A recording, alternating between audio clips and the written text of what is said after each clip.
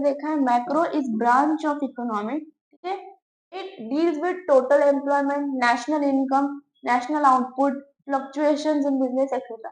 मतलब अभी totally micro के अपोजिट क्या है मैक्रो, ठीक है। मैक्रो में हम नेशन वाइड स्टडी कर रहे थे क्या, नहीं, यहाँ पे हम नेशन वाइड स्टडी करेंगे क्या, हाँ, अंडरस्टूड। इसके जो फीचर्स है ये फीचर्स भी जस्ट अपोजिट है माइक्रो के, ठीक है।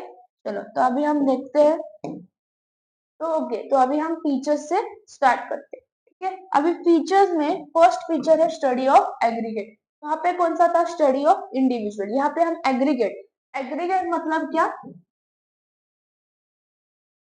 टोटल, ठीक है। यहाँ पे क्या हो रहा है, टोटल, स्टडी ऑफ एग्रीगेट मतलब हम टोटल देख रहे हैं, ठीक है। तो macroeconomics deals with study of economy as whole, ठीक है, एज होल, पूरा इकोनॉमी का हम क्या कर रहे हैं, स्टडी कर रहे हैं, rather than splitting और dividing it, ठीक है। It is concern with aggregate concept such as national income, ठीक है, उसके बाद national employment, business cycle etcetera.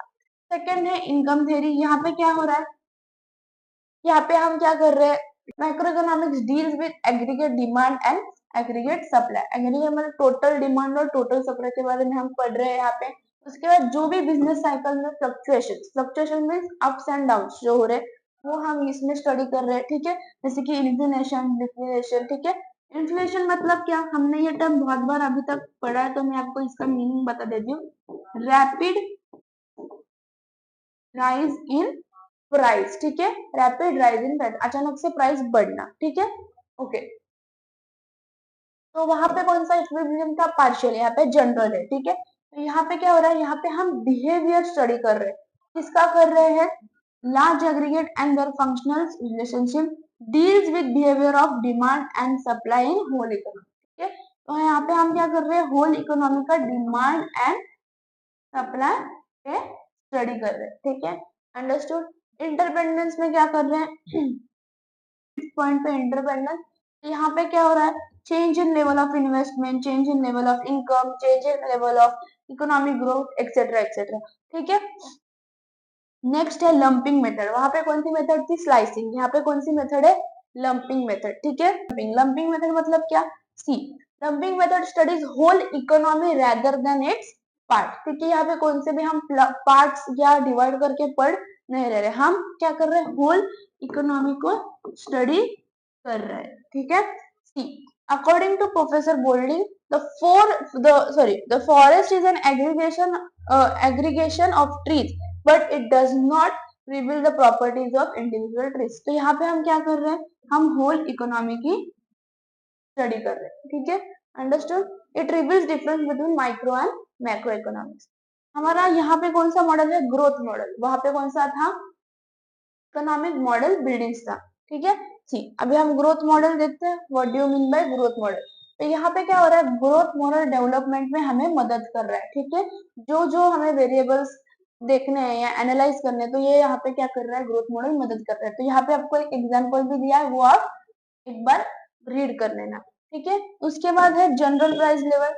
यहाँ पे क्या हो रहा है, average of all prices of goods and services currently being produced in economy. हम क्या देख रहे हैं, average of all prices of goods and services, ठीक है। उसके बाद डिटर्मिनेशन भी हो रहा है, यहाँ पे जनरल प्राइस लेवल में क्या हो रहा है, determination and change in general price level, ठीक है। प्राइस हम फिक्स कर रहे हैं और चेंज भी कर रहे हैं। पॉलिसी ओरिएंटेड मतलब क्या, यहाँ पे क्या हो रहा है, फ्रेमिंग ऑफ पॉलिसीज हो रहा है, ठीक है, सजेस्ट सुटेबल इकोनॉमिक पॉलिसीज जो भी है, ठीक है, ओके। तो अभी हम आते हैं इंपॉर्टेंस ऑफ मैक्रो इकोनॉमिक। क्या है importance of macro economic, first है फंक्शनिंग ऑफ इकोनॉमी। तो ये हमें किसमें मदद कर रहा है, हमारी इकोनॉमी कैसी फंक्शन करती है, कैसे फंक्शन करना चाहिए, क्या क्या करना चाहिए, क्या क्या पैटर्न होना चाहिए, ठीक है। तो ये सब चीजें इसमें बताए गए। सेकेंड है इकोनॉमिक फ्लक्चुएशन, मतलब अप्स एंड डाउन हो रहे हैं बिजनेस साइकिल में, ठीक है। उसके बाद क्या हो रहा है, इन इनकम, आउटपुट एंड एम्प्लॉयमेंट, ठीक है। तो ये सब चीजें हम कंट्रोल कैसे करें, ठीक है, अंडरस्टूड। ये सब चीजें हम कंट्रोल कैसे करें। थर्ड है नेशनल इनकम। नेशनल इनकम में क्या हो रहा है कि यहाँ पे जो हम इकोनॉमिक पॉलिसी क्या कर रहे हैं, फॉर्मुलेट कर रहे हैं, वो हम without study of national income कर सकते हैं क्या, नहीं। तो it is important to study national income first and then to frame policies, ठीक है, then to frame policies, okay. Fourth है इकोनॉमिक डेवलपमेंट, तो इसमें हमें क्या बोल रहे हैं, इकोनॉमिक डेवलपमेंट हो रही है, इकोनॉमिक डेवलपमेंट में मदद हो रही है।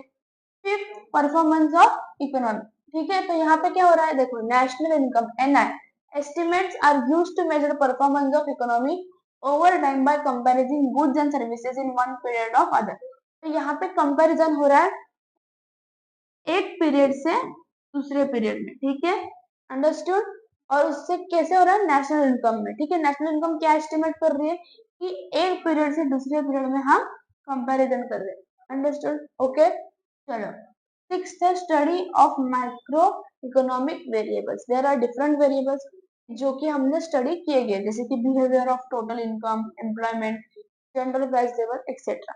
And last point is level of employment, macroeconomics helps to analyze general level of employment and output in economy, क्या कर रही है वो, level of employment and output in economy को हेल्प कर रही है एनालाइज करने को, अंडरस्टूड, इजी।